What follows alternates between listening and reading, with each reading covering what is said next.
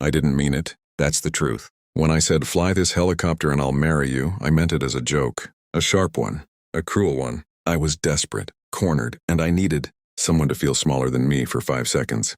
So I chose the janitor. You ever say something you can't take back? That was the moment. Seattle wind was slicing across the rooftop. My phone was still in my hand. My deal with SkiTech, 8 figures, was minutes from dying. The pilot had just called from the ER, broken wrist. No backup. No time. And then he stepped forward. Gray uniform. Mop still in his hand. I can fly it. The assistants laughed. I did too. A tight, cold smile, because men in suits had failed me all morning. Why would I trust a janitor? I looked him over. Tall, quiet, not nervous. That annoyed me. You're telling me you can fly a Bell 407? I asked. Yes, ma'am. No ego, no pleading. Just certainty. And something in my chest flickered. Not trust, not yet. Control. So I tilted my head and said it. Fly this helicopter and I'll marry you. I expected embarrassment. Maybe a step back, a shrug. Instead, he nodded. Set down the mop, walked to the cockpit like he belonged there. That's when my stomach dropped. Because he didn't hesitate. The engine roared alive, clean, smooth. Professional startup sequence. No fumbling. I climbed in because I had no choice. But when we lifted off, steady, controlled, precise, I stopped breathing. He flew like he'd done it in war, not traffic. Hands light on the controls, eyes scanning everything. Calm under pressure. And for the first time in years, I wasn't in control. I glanced at him midair. Where did you learn to fly? He didn't look at me. I used to do this for a living. That answer should have been simple. But it wasn't, because something about him felt restrained, like power held back on purpose. When we landed perfectly 12 minutes later, I turned to him and asked the only thing that made sense. Who are you? He finally looked at me and said quietly, someone who used to matter. And I swear, something inside me shifted. I couldn't focus during the SkyTech meeting. That's the embarrassing part. 8 executives, 8 signatures, 8 figures on the table. And all I could think about was the janitor who flew like a ghost. You ever meet someone who unsettles you without trying? That was him. I delivered my pitch flawlessly, my voice steady, my smile sharp, my handshake firm, but inside, I was replaying the landing, the way the helicopter didn't even shudder when it touched the pad, the way his breathing never changed. Men with resumes twice as thick had sweat flying that route. He hadn't. When the contract was signed, applause filled the room. I should have felt victorious. Instead, I felt curious, and curiosity is dangerous for someone like me.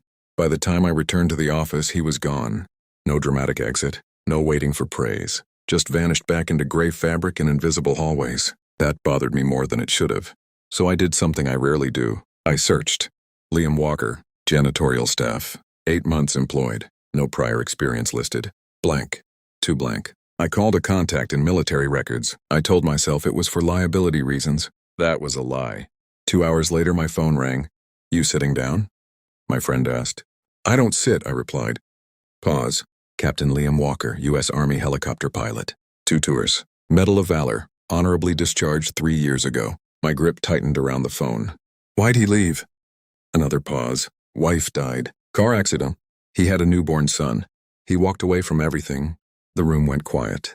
A decorated pilot, mopping my floors. And I had mocked him. The shame hit slowly. Not loud, not dramatic. Just heavy. That night I saw him in the break room. Heating leftovers, his little boy asleep on a bench beside him. He adjusted the blanket without waking him. Whispered, I've got you, buddy. His voice was softer than anything I'd heard in boardrooms. And for the first time, I didn't see a janitor. I saw a man who had survived something I couldn't imagine. And suddenly my joke about marriage didn't feel clever anymore. It felt cruel. And worse, I wanted to understand him, which meant I was already losing control. I told myself I was just observing. That's how I justified it. COs observe. We analyze. We assess risk. But I wasn't studying a liability. I was watching him. Every night after 10:30 like clockwork, Liam would move through the executive wing, quiet, efficient, invisible by choice. And his son, Finn, would sit in the hallway with a small notebook, drawing helicopters in crayon. One night I walked past and the boy looked up at me. You're the lady from the roof, he said. Not the CEO, not Miss Kensington, just the lady. I nodded. That's me. He held up his drawing, a helicopter with uneven blades and 2 stick figures inside. That's my dad, he said proudly. He's the best pilot in the world. My throat tightened. I glanced at Liam. He didn't correct him, didn't smile big, just looked away like praise made him uncomfortable. That intrigued me, because men usually lean toward recognition. He leaned away. Later that week, I called him into my office. He stepped in cautiously, still in his gray uniform. "Am I in trouble?" he asked. The fact that he assumed that bothered me. "No," I said. "I want to offer you something." I told him about SkiTech's simulator project, a consulting role, remote work, good pay, something worthy of his past. He listened quietly, arms relaxed, no visible reaction. When I finished, he shook his head. "No." Just like that. I blinked. "You're overqualified for mopping floors." He met my eyes then, really met them. "I'm not looking to be qualified for anything," he said. There it was, not laziness. Protection. "I just need my son safe and happy," he added. No bitterness, no resentment, just priority, and something inside me shifted again, because I've built an empire trying to prove I'm enough. He walked away from glory to protect one small boy. "Liam," I said softly as he reached the door. He paused. "You don't have to disappear to be a good father." His shoulders tensed. For a second I thought he might argue. Instead he said quietly, "Sometimes disappearing is the only way to survive." And then he walked out, and I stood there wondering why his pain felt louder than any boardroom battle I'd ever fought. I saw him break. That's when everything changed.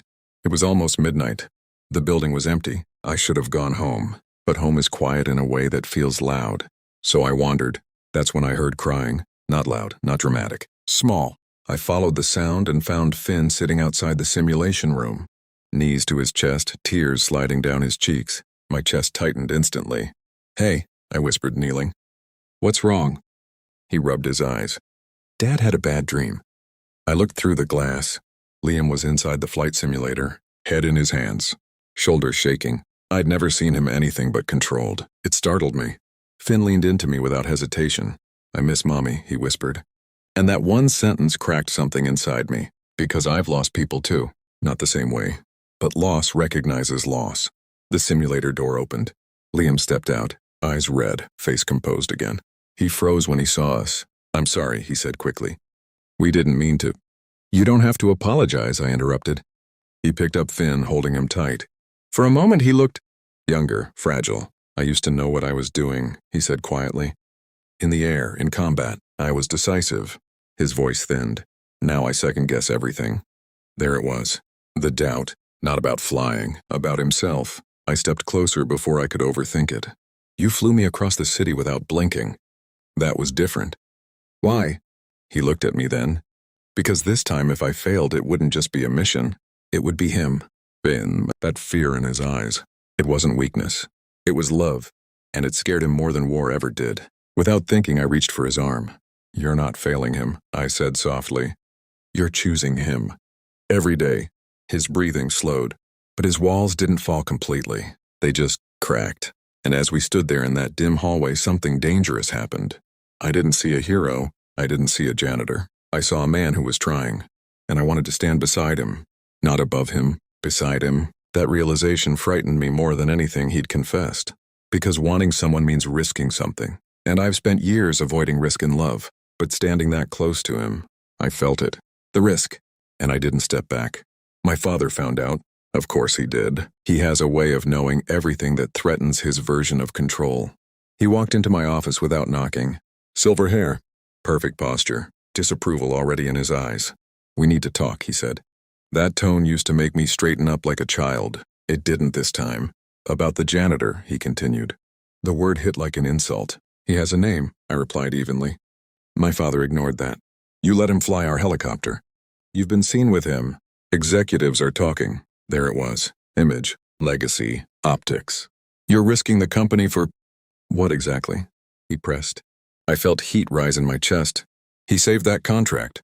"That doesn't change what he is." I stood slowly. "And what is that?" "A man with baggage, a child. A past that doesn't align with this family. This family. Like love was a merger agreement. You don't get to decide who aligns with me," I said. His eyes hardened. "I built this empire. I won't watch you throw it away for a broken soldier who mops floors." Broken. That word sliced. Because I knew the truth. Liam wasn't broken. He was surviving. And maybe I was the one hiding behind titles. "He's the most disciplined man in this building," I said quietly. "Including you." The room went silent. You're emotional, my father snapped. No, I replied. For the first time, I'm honest. He leaned forward. If you continue this, distraction, don't expect my support. My heart pounded, because his support has always been my safety net, and I heard myself say something I hadn't planned. Then maybe I don't need it. The word shocked even me. He stared at me like he didn't recognize his daughter. Be careful, he warned. He left without slamming the door, but it felt like something closed anyway. When I saw Liam later that night, pushing a cleaning cart down the hallway, I felt the weight of what I'd just risked. He looked up slightly. Everything okay? He asked. The concern in his voice was quiet, real, and for a second, I wanted to tell him everything. Instead, I said, Do you ever regret walking away? He studied me. Every day, he admitted. And never. That answer stayed with me, because I realized something. Loving him wouldn't be easy. It would cost me comfort, approval, maybe even power. And for the first time in years, I was considering paying the price. The email didn't come to me. It came to him, and somehow that made it worse. SkiTech wanted a live flight, demonstration at their global summit, investors, press, cameras, the works. In exchange, a full private school scholarship for Finn. When Liam walked into my office holding his phone, I knew before he spoke. His jaw was tight, his eyes uncertain. They offered this, he said quietly, handing it to me. I read it carefully, twice. It wasn't a small invitation. It was a spotlight. And he hates spotlights. What do you want to do? I asked. He didn't answer immediately. That hesitation, it was fear, not of flying, of becoming visible again. If I say yes, he said slowly, everything changes. Yes, I replied honestly. And if I fail? There it was again, that word, fail. I leaned forward. You didn't fail in Afghanistan. You didn't fail me on that rooftop, and you're not failing your son. His expression shifted, not convinced, just listening. I walked away for a reason, he said. Because you were grieving, I answered. Not because you were incapable. Silence stretched between us, and something softer filled it. Trust. Will you be there? He asked finally. The vulnerability in that question hit me harder than any confession. Yes, I said without hesitation. Every second. His eyes held mine longer than usual. It wasn't romantic in a dramatic way. It was quiet, careful, like he was stepping onto thin ice and deciding whether I'd catch him if it cracked. Okay, he breathed. I'll do it. Relief washed through me, and fear followed right behind it, because now it wasn't just his risk, it was ours.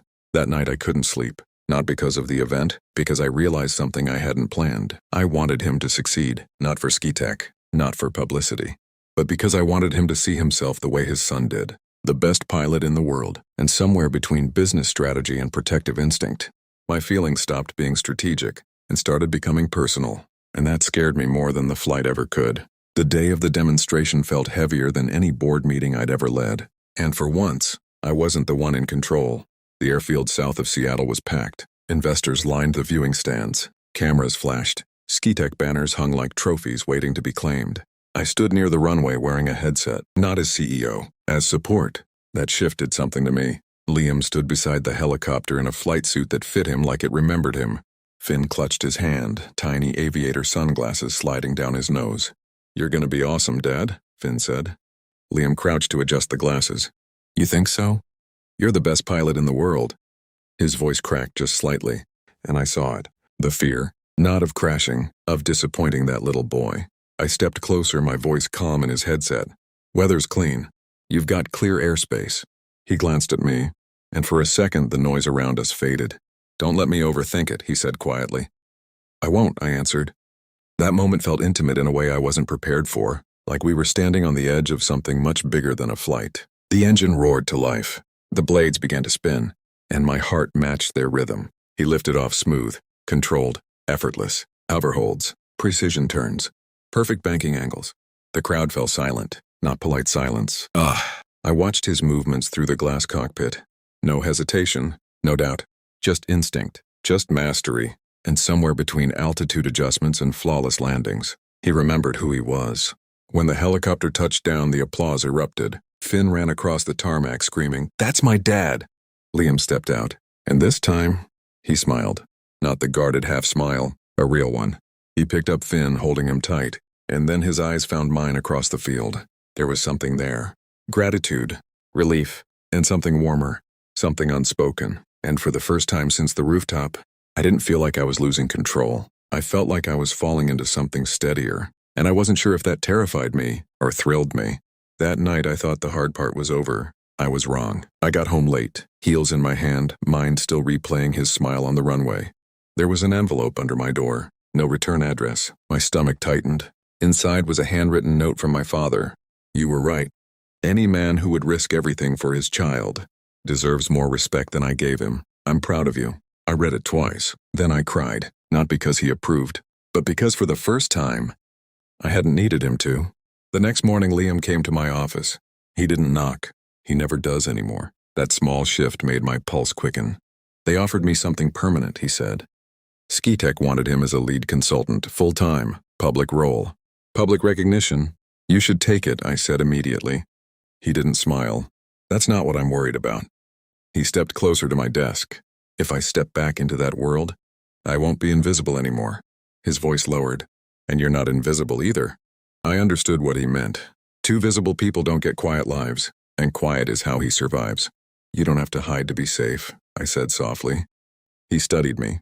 And you don't have to be Steel all the time, he replied. That hit deeper than I expected, because he sees me, not the title, not the last name. Me, the girl who was left at the altar because power intimidated someone weaker. The woman who built walls so high no one could climb them. I don't know how to do this, I admitted. Do what, he asked. Care about someone without turning it into strategy. His lips curved slightly. Then don't strategize. That simple, that terrifying. Silence settled between us. Not awkward. Charged. I felt it then. Not gratitude, not admiration. Something warmer. Something dangerous. I meant what I said, he added quietly. About being there. For the flight? No. His eyes held mine. For you. And suddenly the rooftop joke didn't feel cruel anymore. It felt like fate had misfired early. Because this wasn't a deal. It was a choice. And I realized I wanted to choose him. But wanting and saying are two different things. And I wasn't sure I was brave enough yet. I almost ruined it. Not with a cruel joke this time. With fear. Skitech's official offer went public faster than we expected. Press releases, headlines, decorated army. Pilot joins tech aviation expansion. His name everywhere, and mine attached to it. The board called an emergency meeting. They didn't question his credentials. They questioned my judgment. Personal involvement clouds leadership, one of them said. That sentence echoed longer than it should have, because once someone left me for being too much. Now they were implying I wasn't enough to separate business from feeling. When I walked out of that room, my chest was tight. Liam was waiting in the lobby with Finn. He must have seen something in my face. What happened? He asked quietly. I forced a smile. Nothing I can't handle. He didn't believe me. You don't have to protect me from board politics, he said. I stiffened. I'm not protecting you. Yes, you are. There was no accusation in his tone, just understanding, and that somehow made it worse. You think I can't stand beside you publicly? He asked gently. That's not it. Then what is it? I hesitated, because the truth felt small when spoken out loud. I've lost someone before, I admitted. The moment my title outweighed his ego. His expression softened. I'm not Derek. I know. But fear doesn't disappear just because logic says it should. He stepped closer, not touching me, just close enough that I felt steadier. I don't want your position, he said. I don't want your name. I don't want your power. His voice lowered. I want you. Simple, direct, no strategy. And that terrified me more than any boardroom vote. Because if he ever walked away, it wouldn't be about contracts. It would be about my heart. Finn tugged at his hand. Dad, are we staying for dinner with Miss Khloe? The innocence of that question cut through everything. I looked at them. At the way Liam's hand automatically rested on his son's shoulder. At the way they felt like something solid. Something real. And I realized I was the one hesitating. Not him. Stay, I said finally. Liam searched my face. Are you sure? No board approval. No father's blessing. Just my choice. I took a breath. Yes.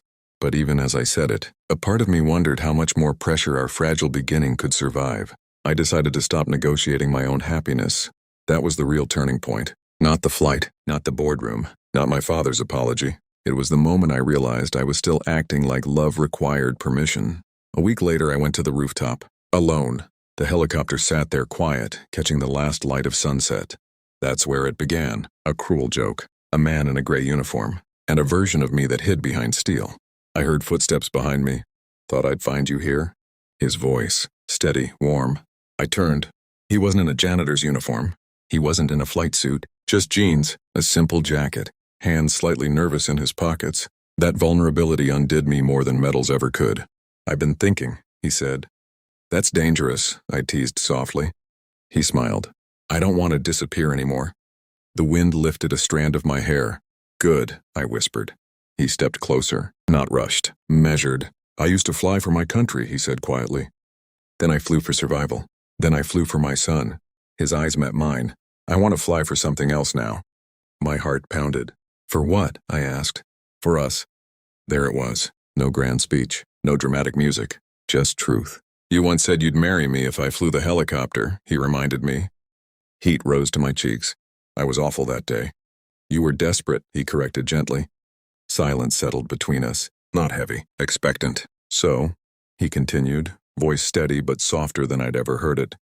"If I asked you now, without pressure, without deals, without contracts," he took a small step closer, "would you choose me?